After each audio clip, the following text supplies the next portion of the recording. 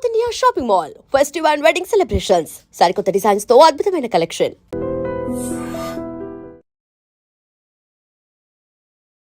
Welcome to I dream. నేను ఉదయశ్రీ. విదేశాలకు education purpose వెళ్ళి అక్కడే సెటిల్ అవ్వాలనే స్టూడెంట్స్కి ప్రెజెంట్ బయటి దేశాలలో పరిస్థితి ఏ విధంగా ఉంది, ఏ కంట్రీలో బాగుంది, ఏ కంట్రీకి వెళ్తే బాగుంటుంది, సజెషన్స్ ఇవ్వడానికి మనతో ఉన్నారు ఇమిగ్రేషన్ లాయర్ సంతోష్ కుమార్ సలాది. మాట్లాడదాం. నమస్తే అండి, వెల్కమ్ టు అవర్ స్టూడియో. ఎక్కువగా మన ఇండియన్స్ వెళ్ళేది యుఎస్, ఆ తర్వాత యూకే, ఆ తర్వాత చాలా కంట్రీస్కి వెళ్తూ ఉంటారు. కానీ ప్రెసెంట్ ఏ కంట్రీ గురించి మనం మాట్లాడుకున్నా యుఎస్ అయితే అక్కడ మన ఇండియన్స్ జాబ్స్ పోతూ ఉన్నాయి. మనకు అసలు యూనివర్సిటీలో కూడా రాని పరిస్థితి, చాలా చాలా ఇష్యూస్ ఉన్నాయి. సో ఇప్పుడున్న సిచ్యువేషన్, మళ్ళీ రష్యా, యుక్రెయిన్, ఇన్ని కంట్రీస్ లో ఇన్ని ప్రాబ్లమ్స్ ఉన్నాయి. అయినప్పటికీ స్టూడెంట్స్ కొంతమంది బయటికి వెళ్ళి చదువుకోవడానికే ఇంట్రెస్ట్ చూపిస్తూ ఉన్నారు. సో మీరు ఇప్పుడు ప్రెసెంట్ సిచ్యువేషన్ లో బయటికి వెళ్ళి చదువుకోవాలనే స్టూడెంట్స్ కి మీరు ఇచ్చే సజెషన్స్ ఏంటి? ట్రూ, మీరు అడిగారు కదా, that wear the answer is like geo political thing is connected to everything. So ఇప్పుడు ట్రంప్ టారిఫ్స్ వచ్చినాయని చెప్పి అందరూ ఎడ్యుకేషన్ గురించి అడుగుతున్నారు, but tariffs have nothing to do with education. యాక్చువల్గా టారిఫ్స్ గాట్ ఎక్స్పోర్ట్స్ వీటి మీద ఎఫెక్ట్, కానీ బిఫోర్ టారిఫ్స్ మార్కెట్ డౌన్ ఉంది ఓవరాల్గా యూఎస్లో. Apart from that Indians problem ఇది, అమెరికా చేసిన ప్రాబ్లం కంటే కూడా ఇండియన్స్ సెల్ఫ్గా చేసుకున్న ప్రాబ్లం ఎక్కువ. జనరల్ ఏంటంటే మాస్టర్స్ మన వాళ్ళు ఎందుకు వెళ్తారు? చదువుకోవడం, ఎంఎస్ చేయడానికి, ఆ పేరు కానీ on the name it's for education, but most of them want to go there to part time చేసుకుంటారు, సెటిల్ అవుతారు. వాళ్ళకి end of the day citizen ఎవరికి వెళ్ళలేదు, అంటే ఇట్స్ ఎ డాలర్ డ్రీమ్. ఇక్కడే కదా చాలా కంట్రీస్ లో ఉంది, పర్టికులర్లీ ఇండియాలో తెలుగు స్టేట్, సౌత్ ఇండియాలో చాలా ఎక్కువ ఉంది. మోస్ట్ 25% F1 వీసాలు ఓన్లీ తెలుగు స్టేట్ ని పడుతుంది ఇండియా మొత్తం. సో మన వాళ్ళు కొంచెం క్రేజ్ ఎక్కువ ఉంది కదా. అపార్ట్ ఫ్రమ్ దట్ ఇంకా యూకే, యూరోప్ రకరకాల ఆప్షన్స్ ఉన్నాయి కదా, they are going on. US లో ప్రాబ్లం ఏంటంటే మాస్టర్స్కి వెళ్తారు కదా, వెళ్ళాక వీళ్ళకి స్పెషల్ అడ్వాంటేజ్ ఏంటంటే ఎక్స్పోజర్ అని కామన్. వీళ్ళు పర్టికులర్గా వెళ్ళే రీజన్ ఏంటంటే క్యాప్ కోటా. H1B మీకు ఐడియా ఉన్న వీసానే కదా. యూఎస్కి ఎవరన్నా స్టూడెంట్ కానీ ఎనీ ఫారినర్ వెళ్ళినప్పుడు ఒక ఫారెన్ స్కిల్డ్ వర్కర్ అక్కడ పనిచేయడానికి H1B అనేది ఒక వీసా నేమ్, అది జస్ట్ ఇట్స్ ఎ నేమ్. అలాగే స్టూడెంట్ వీసా F1కి వెళ్ళే పిల్లలకి ఏంటంటే 45,000 H1 కోటా పెట్టారు, దాన్ని క్యాప్ కోటా అంటారు, జస్ట్ లైక్ రిజర్వేషన్. ఎవరైతే మాస్టర్స్ ఇంత ఖర్చు పెట్టి ఇండియా వస్తున్నారు కదా, ఇండియన్స్ కానీ అబ్రాడ్ ఎవరు వచ్చినా, అమెరికన్స్ ఏం చేసి అట్రాక్ట్ చేయడానికి ఇది 1980s నుంచి ఉన్న పాలసీ. ఆ 45,000 క్యాప్ కోటా అంటే ఇప్పటికీ అదే ఉంది. ఆ రోజున ఎంతమంది వెళ్ళేవారండి? మీకు తెలిసిన వాళ్ళు కూడా ఎంతమంది వెళ్తారు? చాలా తక్కువ కదా. ఇప్పుడు గల్లీకి ఇద్దరు వెళ్తున్నారు.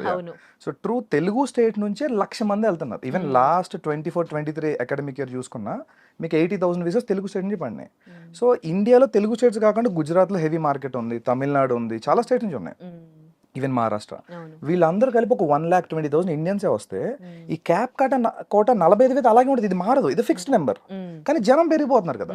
సో ఈ ఇయర్ ఈ 1,20,000 మాస్టర్స్ చేసిన వాళ్ళు ఒక 45,000 మంది వీసా కొట్టారు, ఫైన్. నెక్స్ట్ ఇయర్ వీళ్ళు ఉండేవారు, ఎందుకంటే యూఎస్ లో వీసాకి వెళ్తారు కదా మాస్టర్స్ కి. 5 years వీసా వస్తుంది మీకు, F1 ఎవరు అప్లై చేసిన. 5 years వీసాలో 2 years masters, 3 years post masters. ఈ 3 years వాళ్ళు అక్కడ అమెరికాలో ఉండి లీగల్ గా ఏమన్నా చేసుకునే రైట్ వస్తుంది కాబట్టి వీళ్ళని డబ్బులు ఖర్చు పెట్టి వెళ్తున్నారు. ఇక్కడ point number 1. So 2 years masters అయిపోయాక ఈ 3 years ఓపీటీ అంటాం. ఈ 3 years ఉండే optional practical training, stem OPT 11 months వస్తుంది first. Again it will be extended to 3 మొత్తం 3 years 22 months ఎక్స్టెండ్ అవుతుంది. సో ఈ స్టెమ్ ఓపీటీలో ఉన్న పిల్లలు 45,000 ఇయర్ సెలెక్ట్ అయ్యారు అనుకుందాం క్యాప్ లో. మిగిలిన వాళ్ళు ఏమవుతారు? నెక్స్ట్ ఇయర్ అప్లై చేస్తారు. నెక్స్ట్ ఇయర్ మళ్ళీ ఒక 1,00,000 మంది వస్తున్నారు కదా. So it's becoming loop. ఆ లూప్ లో తిరుగుతున్నారు అందరూ. మాస్టర్స్ చేస్తున్నారు, ఓపీటీ వస్తుంది, H1 వేసుకుంటున్నారు, పిక్ అయిన వాడికి అవుతుంది. అవన వాళ్ళు మళ్ళీ నెక్స్ట్ ఇయర్ ఆ 3 years టైం పాస్ చేస్తారు. ఒక ఇయర్ అవ్వాలా, సెకండ్ ఇయర్ అవ్వాలా, 3 years అవ్వాలా, ఏం చేయాలి? బ్యాక్ వచ్చేయాలి ఇండియాకి, అంతే. సో ఇది ఎప్పటి నుంచి ఉన్న రూల్, ఇది కొత్తగా రాలా ఓపీటీ టీమ్. బట్ ఏంటంటే ఇండియన్స్ తెలుగు వాళ్ళు ఎక్కువైపోయారు పోస్ట్ కోవిడ్, చాలా మంది వెళ్ళిపోవడం, అంటే ఓవరాల్ ఐటీ బూమ్ అయింది కాబట్టి దాట్స్ ఎ బిగ్ డిసడ్వాంటేజ్. అది కాకుండా ఈ 3 years ఓపీటీలు ఏదైతే ఉందో, యాక్చువల్ ఓపీటీ అంటే పేరులో ఉంది కదా, optional practical training.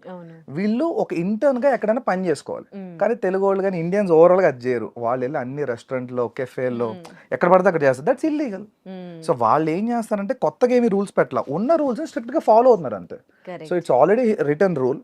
Student part time గా ఉన్నప్పుడు 20 years చేసుకోవాలి, అది క్యాంపస్ లో చేయాలి.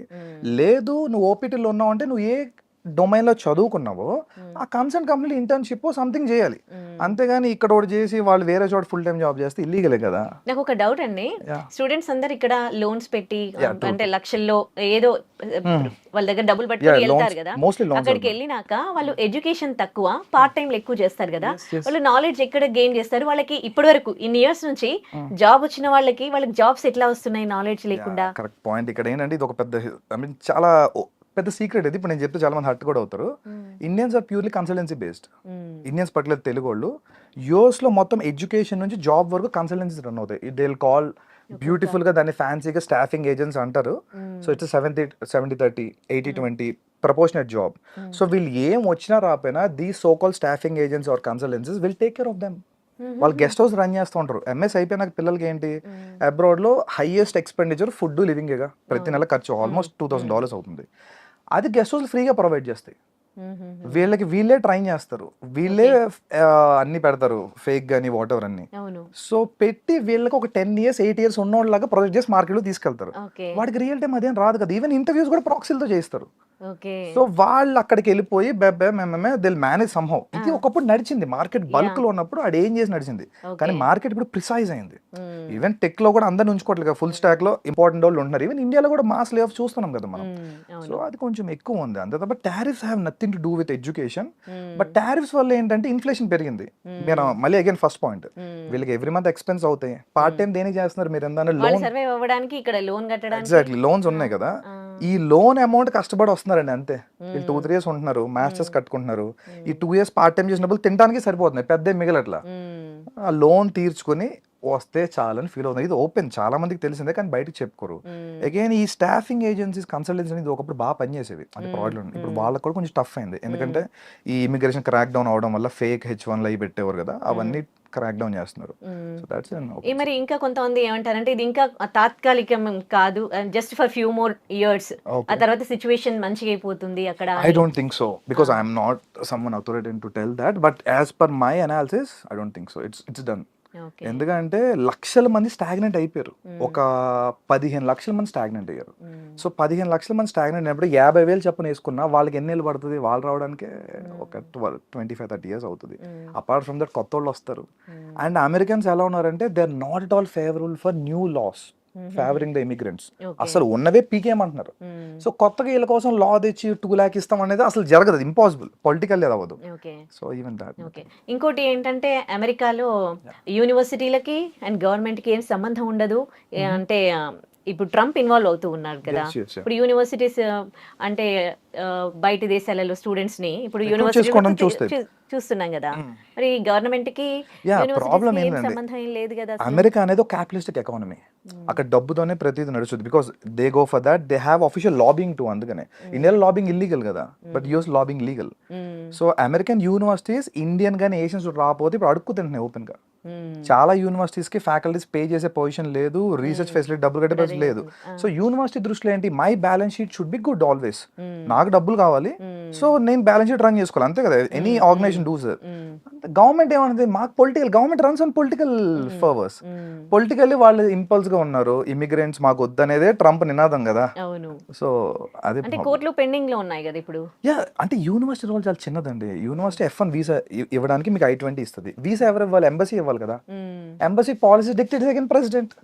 ఈ ఇంటేక్ అసలు ఆల్మోస్ట్ పిల్లలే తక్కువ మంది అప్లై చేశారు. ఈవెన్ తక్కువ మంది అప్లై చేసిన వాళ్ళు కూడా 1-2 క్వశ్చన్లు రిజెక్ట్ చేశారు. నిన్న మొన్న రెడ్డిట్ లో ట్రెండ్ అవుతుంది, 1 F1 ఇంటర్వ్యూ గై పెట్టాడు. It's too much. అండ్ ఒకటే క్వశ్చన్ అడిగారు, ఒక గై IITian, వాడికి వీసా ఇవ్వలేదు. Because they have a limit, ఇంతవరకే ఇవ్వండి అనేది. ఇప్పుడు కరోనా టైంలో వాళ్ళకి ఓపెన్ హ్యాండ్ ఇచ్చారు అక్కడ యూనివర్సిటీలో బతకాలని చెప్పి. వద్దన్న వీసా అసలు జస్ట్ వెళ్తే, నాకు తెలిసిన ఎన్నో కొంత స్టూడెంట్స్ క్వశ్చన్ కూడా అడగకుండా వీసా తీసుకుని ఉన్నారు. జస్ట్ 1-2 క్వశ్చన్ అడిగి ఇప్పుడు అదే 1-2 క్వశ్చన్ రిజెక్ట్ చేస్తున్నారు.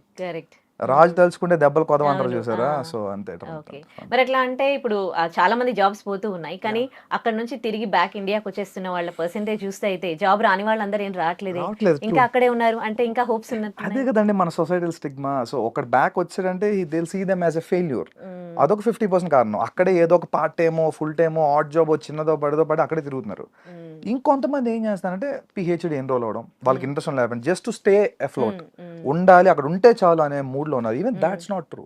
ఎందుకంటే అక్కడ ఏమి ప్రాస్పెక్టివ్ మార్కెట్ లేదు. ఎంత ఉన్నా సపోజ్ ఓపెన్గా మాట్లాడుకుందాం, F1 అయిపోయింది, H1 వచ్చేసింది, తర్వాత ప్రొసీజర్ ఏంటి, గ్రీన్ కార్డ్ అయితే జీసీ కదా.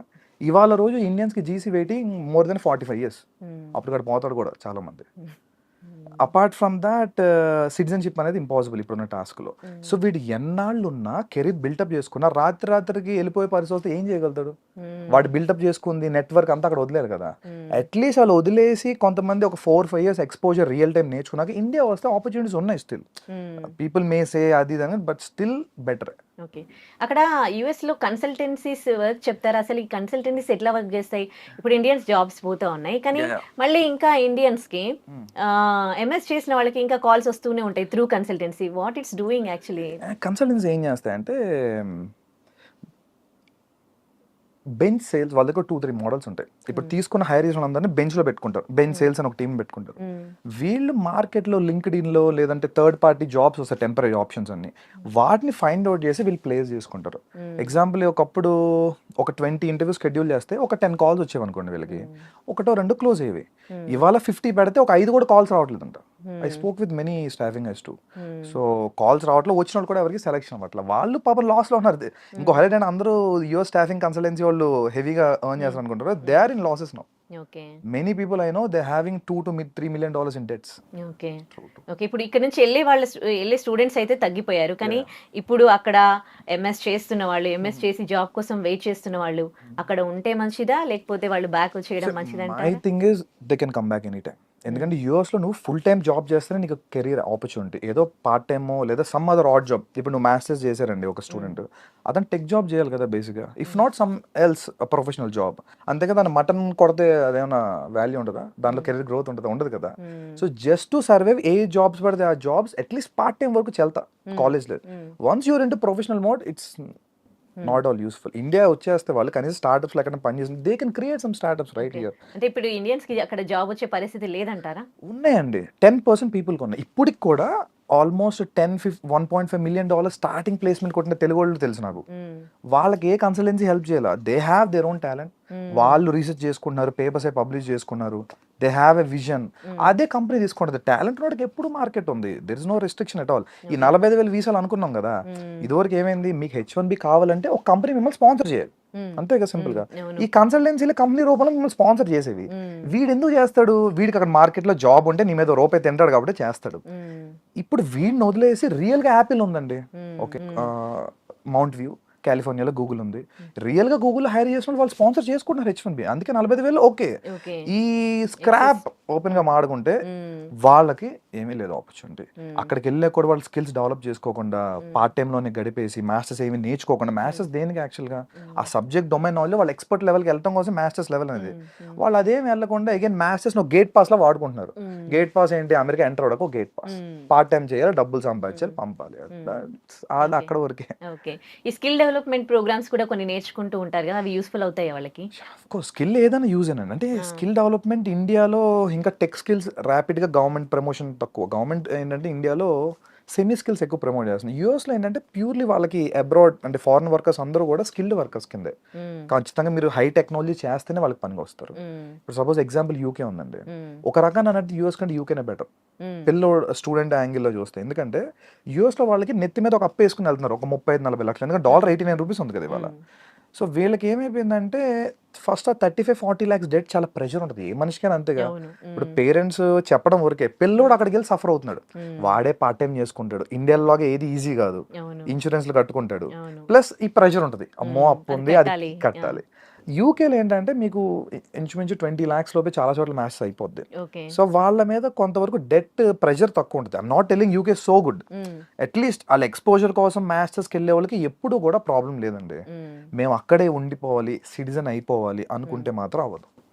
ఇప్పుడు అంత ఓపెన్ గా లేదు అంతే.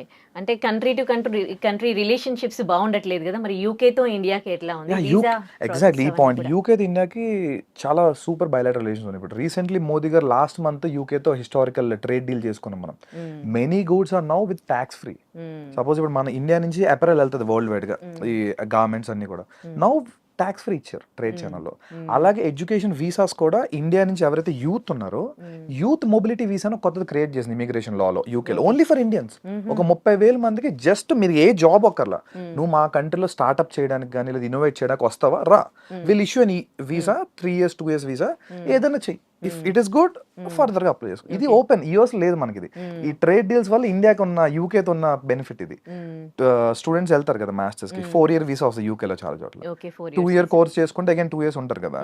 ఈవెన్ అప్పుడు కూడా వాళ్ళకి ఏమైనా అవ్వకపోతే మొబిలిటీ వీసా ఉంది, something else they will try. And more over అంటే ముందు డెట్ ప్రెషర్ తక్కువ ఉంటుంది. అగైన్ ఓకే, అంటే కొన్ని కోర్సులు చేయడానికి వెళ్ళిన వాళ్ళకి యూకేలో బాగుంటుందా లేకపోతే మేనేజ్మెంట్ యూకేలో బాగుంటుంది, particularly IT is fine, life sciences కూడా okay, and law management top మీకు యూకేలో. లా అండ్ మేనేజ్మెంట్ తెలుగు వాళ్ళు పట్ల ఇంజనీరింగ్ వెళ్తారు కాబట్టి ఓకే, మాస్టర్స్ కూడా ఇంజనీరింగ్ ఐటీ అటు సైడ్ కూడా కొంత చూడవచ్చు ఓవరాల్ గా. అక్కడే సెటిల్ అవ్వాలనుకుంటే యూకేలో యూకేలో సెటిల్ అవ్వాలంటే ఫైన్, వాళ్ళు ఒక ట్రాన్స్పరెంట్ సిస్టమ్ తీసుకొచ్చారు. బేసిక్ గా మీరు చూసుంటారు మొదట కెనడాకి హెవీగా బూమ్ అయింది ఒక 2-3 years బ్యాక్ వరకు. కెనడా బాగా వెళ్ళారు ఎందుకంటే కెనడాకి అప్పుడు పాయింటర్ సిస్టమ్ ఉంది. మీరు పిఆర్ రావాలనుకోండి, ఇప్పుడు యూఎస్ లో ఏంటి ఒక ఆర్బిటరీ సిస్టమ్ ఉంది. మీరు గ్రీన్ కార్డ్ ఫైల్ చేశారు, వాడు వెయిటింగ్ లిస్ట్ పెడతాడు, అంతేగాని మీకు మధ్యలో రీజన్ ఏం చెప్పరు నాకు ఎందుకు వస్తుంది ఎందుకు రావట్లేదు అని. కెనడాలో ఏంటంటే పాయింటర్ సిస్టమ్ ఉంటుంది, సిఆర్ఎస్ స్కోర్ అంటాం, కాంప్రహెన్సివ్ ర్యాంకింగ్ సిస్టమ్. మీ సిఆర్ఎస్ స్కోర్ చేసుకుంటే మీ 10th 12th మీరు కెనడాలో పని చేశారు లేదా కెనడాలో ఎక్స్పీరియన్స్ ఉంది, ఇవన్నీ ఇమిగ్రేషన్ లాయర్స్ చూస్తారు. సో మీకు గనక CRS score 740 above direct PR ఇచ్చింది మొదటి Canada. So that's why people flocked. 640 నుంచి ఇచ్చుకొచ్చింది 740 వరకు ఇచ్చారు. ఇప్పుడు ఏంటంటే కెనడా ఆపేసింది, వాళ్ళకి చూసాం కదా ఖలిస్తాన్ ఇష్యూస్ ఉన్నాయి, ఇమిగ్రేషన్ ఎక్కువైపోయింది. అగైన్ యూకే ఇప్పుడు పాయింటర్ సిస్టమ్ తెచ్చింది, అంటే నువ్వు మాస్టర్స్ మా దగ్గర చేసావు ఇన్ని పాయింట్లు ఇస్తాం, ఇక్కడ నువ్వు ఒక 1-2 years ఎక్స్పీరియన్స్ ఉంది ఇన్ని పాయింట్లు ఇస్తాం, ఇండియాలో కూడా నీకు ఎక్స్పీరియన్స్ ఉంది. అట్లా ఈ పాయింటర్ సిస్టమ్ వల్ల ఏంటంటే ప్రతి ఒక్కరికి ఓపెన్ గా ట్రాన్స్పరెంట్ తెలుసుద్ది, ఇన్ని పాయింట్లు నాకు వచ్చినాయి, ఇన్ని పాయింట్ లెవెల్ వస్తే పిఆర్ వస్తుందంట, అందుకే రావట్లేదు సంథింగ్ కదా. అంతేగాని మిగతా చోట యూఎస్ లో కానీ చాలా యూరోపియన్ కంట్రీస్ లో పిఆర్ వేయాలి, ఇమిగ్రేషన్ లాయర్స్ వెళ్తా ఉంటారు, మనలాంటి వాళ్ళు సబ్మిట్ చేస్తారు, వాళ్ళు ఎప్పుడు ఇస్తారో అప్పుడు అంతే. సో మీ ఫైల్. మరి యూకేలో ఇంత మంచి ఆపర్చునిటీస్ ఉన్నప్పుడు ఎందుకు యుఎస్ ని ఫస్ట్ ఆపర్చునిటీగా పెట్టుకుంటారు? మనకి ట్రెడిషనల్లీ హ్యూజ్ మార్కెట్, అంటే మీరు పాపులేషన్ వైజ్ చూడండి, US population around 40 crore, 35 to 40 crore. UK population around below 5 crores. So 6.5 overall united Kingdom అంతా చూసుకున్నా. So huge difference. అండ్ ఈ ఫార్చ్యూన్ 500 కంపెనీస్ లో ఏంటంటే ఐటీ తెలుగు వాళ్ళు లేదా south Indians particularly bulk into IT and IT consulting services. So US huge market, world మొత్తానికి IT వాళ్ళే కదా. సో అందుకని మన తెలుగు ట్రెడిషన్ ఎక్కువ వెళ్తుండేవారు, అంతేగాని there is nothing else. And ఈ అడ్వాంటేజ్ ఉండేవి మనకి, వేరే ఏ కంట్రీలో కన్సల్టెన్సీస్ లేవు, స్టాఫింగ్ ఏజెన్సీస్ కానీ, మ్యాథ్స్ అయిపోతే వాడు ఓన్ గా చూసుకోవడం లేదంటే సంథింగ్. బట్ యూఎస్ లో ఏంటంటే ఎట్ కంఫర్ట్, నీకు మ్యాథ్స్ అయిపోయిందా రా, నేను ఫ్రీగా ఫుడ్ ఇస్తా, అకామిడేషన్ ఇస్తా, ట్రైన్ చేస్తా, నువ్వు ప్లేస్ అయ్యేదాకా నేనే చూసుకుంటా. ఇది మంచి ఆపర్చునిటీ కదా. సో తెలుగు వాళ్ళకి ఈ మార్కెట్ అలవాటు పడిపోయారు ఒక 30-25 ఏళ్ళ నుంచి. ఇంకా మాట్లాడుకుంటే యూరోప్ లో ఆపర్చునిటీస్ ఉన్నాయి, అంటే if there studious enough Europe లో ఆపర్చునిటీస్ ఉన్నాయి, కానీ బల్క్ లేవు. మనకేంటే బల్క్ వచ్చాయి, బల్క్ లో వచ్చిన వాళ్ళు వెళ్ళాలి అంతే, అదే ప్రాబ్లం అవుతుంది అందుకోసం. ఓకే, ఇప్పుడు మరి యూకేలో ఉన్న ఈ ఆపర్చునిటీస్ గురించి అవగాహన ఉందా, వెళ్తూ ఉన్నారా మరి? యూకే బాగా వెళ్తున్నారండి, ఇప్పుడు సెకండ్ ప్లేస్ యూకేనే. అంటే ఇన్ఫాక్ట్ నాకు తెలిసి ఈ అకాడమిక్ మేబీ యూకే ఫస్ట్ కూడా రావచ్చు. యూఎస్ తగ్గింది కదా, ప్రీవియస్లీ యూఎస్ ఫస్ట్ ప్లేస్ లో ఉంటే సెకండ్ హైయెస్ట్ నెంబర్స్ యూకేకి వెళ్ళేవారు. ఇప్పుడు అగైన్ ఆస్ట్రేలియా కూడా టైట్ అయింది ఇప్పుడు చాలా. ఆస్ట్రేలియాలో ఫినాన్షియల్ థింగ్స్ అని చాలా టైట్ చేశారు, and also very costly. So అందుకోసం వీళ్ళు ప్రిఫర్ చేస్తారు. వీసా ప్రాసెస్ కి ఇప్పుడు ఏమి ఇబ్బందులు ఏం కలగట్లేదు. యూకే వెరీ బ్యూటిఫుల్, ఎందుకంటే ఇంటర్వ్యూ కూడా లేదు. యూఎస్ కి అయితే ఇంటర్వ్యూ ఉంది కదా, వాడు వెళ్తే ఏదో ఒకటి అడిగి రిజెక్ట్ చేస్తున్నారు. UK complete document based online visa. So they will submit papers అన్ని బాండ్ కట్టుకుంటే వీసా వస్తుంది, బాగోపోతే రాదు, అంతే. Very simple. యూకే తర్వాత ఇంకా వేరే ఇంకా యూరోప్ అండి, Canada complete down, and I suggest no way Canada, అస్సలు లేదు మార్కెట్. యూరోప్ ఇంకా జర్మనీ, ఫ్రాన్స్, ఈ ట్రెడిషనల్ మార్కెట్స్ ఉన్నాయి కదా. అగైన్ యూరోప్ లో ప్రాబ్లం మన ఇందా మీరు అడిగిన క్వశ్చన్ ఇంకోటి ఏంటంటే, యూరోప్ కి ఎందుకు వెళ్తారు అంటే తక్కువ. యూరోప్ లో జస్ట్ లైక్ ఇండియాలో స్టేట్స్ లాగా ఏ కంట్రీకి వెళ్తే ఆ లోకల్ లాంగ్వేజ్ వస్తుంది. జర్మనీ వెళ్తే జర్మన్ నేర్చుకోవాలి, ఫ్రాన్స్ వెళ్తే ఫ్రెంచ్ నేర్చుకోవాలి, స్వీడన్ లో చాలా స్వీడన్ వెళ్తే మళ్ళీ స్వీడిష్ రావాలి. సో అది మళ్ళీ మన టఫ్ పార్ట్ కదా ఆ లాంగ్వేజ్ మొత్తం, దాని గురించి కొంత ఇది. But Germany number 3, Germany number 3. Germany is too good అండి. జర్మనీ అంటే ఫస్ట్ నుంచి వాళ్ళది quality life, quality education, population కూడా సేమ్ యూకే లెవెల్ పాపులేషన్ వాళ్ళది. జర్మనీలో ఏంటంటే గవర్నమెంట్ స్కూల్స్ అని ఫ్రీ, అసలు డబ్బుల గురించి కాదు, వాళ్ళు Okay. Free, most complete maths free. ఇక్కడ వాళ్ళ కంట్రీ వాళ్ళకా లేకపోతే లేదు, మన వాళ్ళకి కూడా. జర్మనీలో మీకు పబ్లిక్ యూనివర్సిటీస్ ఆఫర్ 90% 100% స్కాలర్షిప్స్. మన వాళ్ళు మరి చదువుకుంటారు ఎందుకు కూడా. జర్మనీకి వెళ్ళారు? కరెక్ట్ క్వశ్చన్ అడిగారు. ఇప్పుడు ఏంటంటే I tell you some secrets kind. UK US లో ఇప్పుడు మీరు బీటెక్ అమీర్పేట్ సైడ్ వెళ్తుంటే బీటెక్ ప్రాజెక్ట్స్ బోర్డులు పెట్టుంటారు, బీటెక్ ట్రిపుల్ ప్రాజెక్ట్స్ అని అవి. సేమ్ యుఎస్ యూకే లో ప్రాజెక్ట్ అసైన్మెంట్లు డబ్బులు పెట్టి కొనుక్కొని సబ్మిట్ చేసేయచ్చు. And they'll get, అవును. and they'll get grades and they'll pass out with convocation and all this and all. జర్మనీలో కుదరదు. జర్మనీలో Okay. పెయిడ్ అసైన్మెంట్స్ కష్టపడి చదువుకోవాలి. ఇంత ప్లాగరిజం ఉన్న కంప్లీట్ ఆ అసైన్మెంట్ ఆ సెమ్మే వేవో ఇది చేస్తారు. Okay. So no way they'll try. అందుకోసం చాలా తక్కువ మంది వెళ్తారు. వెళ్ళే స్టూడియోస్ పీపుల్ కి Germany is beautiful option. Okay. మన వాళ్ళకి ఏంటి ఇవన్నీ వద్దు చాలా మందికి. I'm not telling generalize, but చాలా మందికి ఏంటంటే అలా ఫ్రీ మైండ్ సెట్ లో క్రియేట్ చేశారు. Maybe some consultancies or whatever reason నువ్వు వెళ్ళిపోరా అలా వెళ్తే అది మనకి చిన్నప్పటి నుంచి ఈ ట్రాప్ ఉండింది కదా. 10th చదువు అయిపోయింది లైఫ్, ఇంటర్ అయిపో బీటెక్ వెళ్తే అన్ని ఈజీగా అయిపోవాలి మనకి, ఎక్కువ ఎగ్జాక్ట్లీ కష్టపడకుండా. ఎగ్జాక్ట్లీ బీటెక్ జాయిన్ అయితే అయిపోయింది, ప్లేస్మెంట్ కొట్టే వరకు nothing goes in that way. Okay. So అది problem actually. Okay. Germany visa process అంతా ఎట్లా ఉంటది? ఏ కోర్స్ చేయాలనుకునే వాళ్ళు జర్మనీ బాగుంటది? Particularly engineering guys, mechanical, automobile ఇవన్నీ ఉన్నాయి కదా. India is going towards manufacturing. India self reliant అవుతుంది కదా, ఆత్మనిర్భర్ భారత్. అవును. సో సెల్ఫ్ రిలయంట్ అవుతున్నప్పుడు manufacturing is only option. India China కానీ ఏ అకౌంట్ బీట్ చేయాలి, మనం థర్డ్ లార్జెస్ట్ సెకండ్ లార్జెస్ట్ వెళ్దాం అనుకుంటున్నాం. అవును. So manufacturing is only way. Manufacturing రేపు స్టార్ట్ అవుతుంది ఇండియాలో, ఆల్రెడీ పుష్ వచ్చింది గట్టిగా. వీళ్ళకి చాలా మార్కెట్ ఉందండి. చాలా మంది ఈవెన్ నేను ఇయర్ కూడా చూసాను, ఏఎంఎల్ డేటా సైన్స్ కొట్టుకుని డొనేషన్ కట్టి జాయిన్ అయ్యారు చాలా యూనివర్సిటీస్ లో.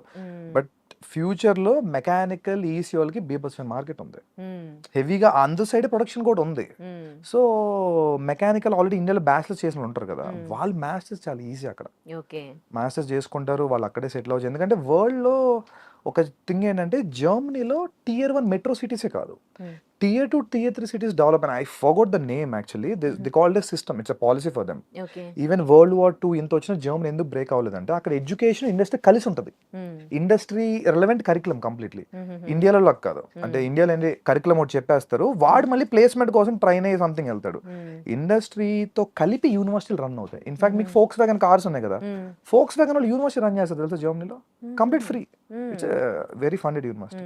ఇన్ఫాక్ట్ ఫోక్స్ వ్యాగన్ అంటేనే people's vehicle, German public company అది. So they are also running a university. ఇంకో డౌట్, జర్మనీలో వాళ్ళ లాంగ్వేజ్ లో ఉంటుందా Yeah, of ఎడ్యుకేషన్? course. అంటే జర్మన్ మీడియం కాకుండా ఇంగ్లీష్ మీడియం ఉంది, చాలా చోట్ల వెళ్తున్నారు. బట్ నేను మీకు ఓపెన్ చెప్తా, they speak 50% they converse in German. Okay. అందుకే వీసా కూడా జర్మనీకి ఉన్న రిక్వైర్మెంట్ ఏంటంటే బై ద వీసా టైం కనీసం 2 levels ఆఫ్ జర్మన్ చేసి ఉండాలి. ఓకే. సో అందుకోసం మన వాళ్ళు ఇంకో హిండ్రెన్స్ ఇందాక ఓకే. ఇదైతే ఉంది, ఇంగ్లీష్ మనకి కామన్ లాంగ్వేజే కదా, సింపుల్ గా టోఫెల్ ఐఎల్స్ రాసేసి వెళ్ళిపోతారు ఒక నెల కోచింగ్ తీసుకొని. ఓకే. బట్ మీకు లాంగ్ టర్మ్ ప్లాన్ చేసుకుంటే కనుక జర్మనీ చాలా క్వాలిటీ ఆఫ్ కష్టపడే వాళ్ళకైతే మంచి ఫ్యూచర్ ఉంటది. చాలా ఫ్యూచర్ ఉంది. అపార్ట్ ఫ్రమ్ దట్ ఫ్రాన్స్ కూడా సేమ్ వర్షన్. ఫ్రాన్స్ లో కూడా మీకు అంటే ఫ్రాన్స్ ఫ్రీ ఎడ్యుకేషన్ లేదు మోస్ట్లీ, బట్ Okay. తక్కువ fees, below 10 lakhs scholarship. Okay. ఇక్కడ ఇంగ్లీషే కదా ఫ్రాన్స్ లో? అగైన్ సేమ్, యూరోప్ అంతా పేరుకి ఇంగ్లీష్ మీడియం అని ఉంటుంది, but they converse mostly in their vernaculars. Okay. ఇప్పుడు మనమే ఉన్నామండి, ఇప్పుడు ఇంగ్లీష్ మీడియం ఉంటుంది స్కూల్లో, faculty will try to talk in the local language right to understand, same అంతే. సో బట్ సర్వైవ్ అవ్వాలంటే part times local taxi grocery everything మనం local తోని కన్వర్స్ చేయాలి. అవును. అందుకోసం మేము కూడా Languages compulsory Ah. Local language నేర్చుకోమంటాం. Apart without that they can do nothing. Okay. So ఇప్పుడు వెళ్ళాలని అనుకునే స్టూడెంట్స్ కి మీరు ఇచ్చే సజెషన్స్ ఏంటి? So check your countries, if not try to do your own research. అంటే పర్టికులర్ నువ్వు వెళ్తాను యూనివర్సిటీ ఎంత అవుట్కమ్ ఉంది, ప్లేస్మెంట్. ఇండియాలో అక్కడ ప్లేస్మెంట్ థింగే ఉండదు, అవుట్కమ్స్ తెలుసుకోండి, అక్కడ మార్కెట్ ఎలా ఉంది చూసుకొని వెళ్ళటమే. రెస్ట్ మీకు రియల్ టైమ్ ఎడ్యుకేషన్ చేయాలంటే there are n number of opportunities. మీరు చదువుకుని రీసెర్చ్ అంటే లేదు, నేను పేరుకి మాస్టర్స్ చేస్తా, I want to get something for free అంటే ఇప్పుడు కొంచెం టఫ్ అయిపోయింది, ఆ సినిమా అయిపోయింది, ఇప్పటి నుంచి టఫ్ డే స్టార్ట్ అయినాయి. ఓకే. అక్కడ ఇప్పుడు ఎంబీఏ చేసి ఇండియాకి బ్యాక్ వచ్చిన వాళ్ళ పరిస్థితి ఏంటి? ఇక్కడ మన ఇండియాలో ఎట్లా ఉన్నాయి? They're well recognised. Even UK అయినా యూరోప్ అయినా మనకి మంచి మంచి స్కూల్స్ ఉన్నాయి. బెనిఫిట్ ఏంటంటే ఇందులో ఒక అడ్వాంటేజ్ ఉంది మనకి. సపోజ్ ఇండియాలో ఉన్న కాంపిటీషన్ వల్ల ఇండియాలో ఒక యావరేజ్ బీ స్కూల్, ఒక 20 years old బీ స్కూల్ కూడా ఇప్పుడు 20-22 lakhs చార్జ్ చేస్తున్నాయి. బెంగళూరు రిలయన్స్ కానీ ముంబై ఎన్ఎంస్ ఎవరిని చూసుకున్నా. వేరేజ్ అదే కాస్ట్ లో మీరు యూకేలో ఒక 150 years old బీ స్కూల్లో చదవచ్చు. So it's well recognised right, world wide మీకు ఆపర్చునిటీ ఉంటుంది. They have internship opportunity too. ఇంకోటండి, అక్కడ ఎంఎస్ అని వెళ్ళి పార్ట్ టైం జాబ్లు చేస్తారు తప్ప ఎడ్యుకేషన్ గెయిన్ చేయరు. వాళ్ళకి ఇక్కడికి వచ్చినాక ఏం జాబ్స్ వస్తాయి? ఏం రావు. రావట్లేదు చాలా మంది కూడా, వచ్చిన వాళ్ళు కూడా దే డూయింగ్ సంథింగ్, ఏం లేక మళ్ళీ ఏదో ఒక స్కిల్ నేర్చుకుంటారు, కరెంట్ ట్రెండ్ టెక్నాలజీ అంతే తప్ప ఓకే అసలు ఆ సిస్టమే ఘోరం అయిపోయిందండి. అందుకని ఈ కొలాప్స్ అంతా కూడా, okay because they not gaining anything new, existing ఉన్న దాంట్లో ఉంటున్నారు, కంపెనీకి అది అక్కర్లా, ఇక్కడ వాళ్ళని పట్టించుకోవట్లేదు కదా. యా సో అదే ప్రాబ్లం అవుతుంది. ఇప్పుడు H1B లో ప్రాబ్లం ఏంటంటే వాడికి స్పాన్సర్ చేస్తున్నారంటే బోల్ ట్యాక్సెస్ కట్టాలి, ఆ థింగ్ అని కంపెనీకి వేస్ట్ కదా, లోకల్ కూడా దొరికేస్తాడు ఆ టాలెంట్ తో, అందుకోసం. Okay so unless and until your super talented, your in demand technology, then no problem, rest are all average. Okay అంటే ఇక్కడికి వచ్చినాక ఏమన్నా స్పెషల్ ఉంటాయి కదా కోర్సెస్ లాంటివి నేర్చుకుంటే బెస్ట్ అంటారా?